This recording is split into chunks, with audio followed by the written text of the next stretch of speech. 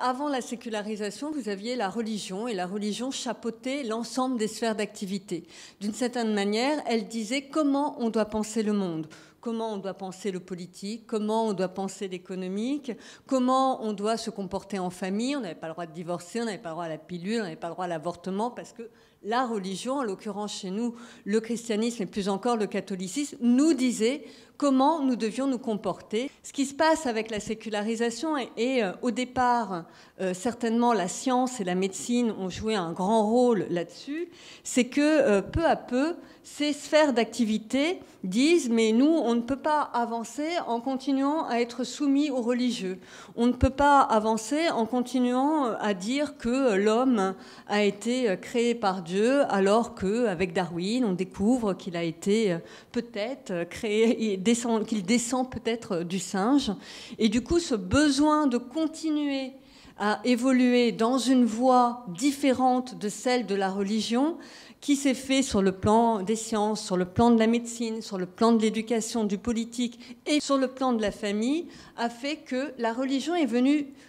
se mettre à côté des autres sphères d'activité. Malheureusement, tout cela n'est pas toujours si simple, et chaque sphère d'activité est régulièrement, depuis que la sécularisation avance, confrontée à des questions auxquelles elle n'a pas de réponse. Beaucoup de scientifiques développent de nouvelles croyances parce que, une fois que vous avez dit que l'homme descend du singe, ça ne vous dit toujours pas d'où vient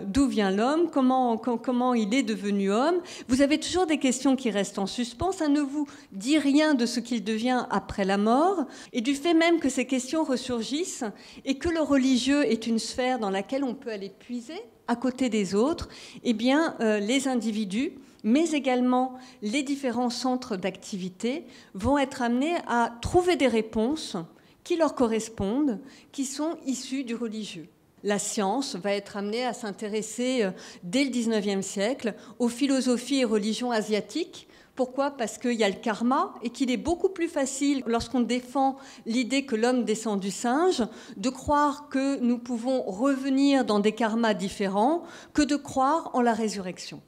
Donc d'une certaine manière, vous allez, selon la sphère d'activité qui vous intéresse, vous allez vous relier à des courants de pensée qui peuvent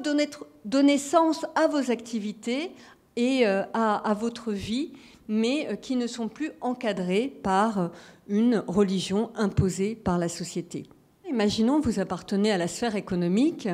et puis vous vous dites que c'est vraiment pas éthique de faire de l'argent pour l'argent, et vous avez besoin quand même de rattacher ça à des valeurs éthiques qui vont être éventuellement des valeurs religieuses. Vous allez donc pouvoir créer un courant économique qui va vers le religieux. Mais dans certains cas, une fois que vous êtes allé puiser des données dans ce religieux, vous revenez en essayant de donner sens à l'ensemble des sphères d'activité. C'est-à-dire que ça ne vaut plus seulement pour l'économique, d'où vous êtes parti,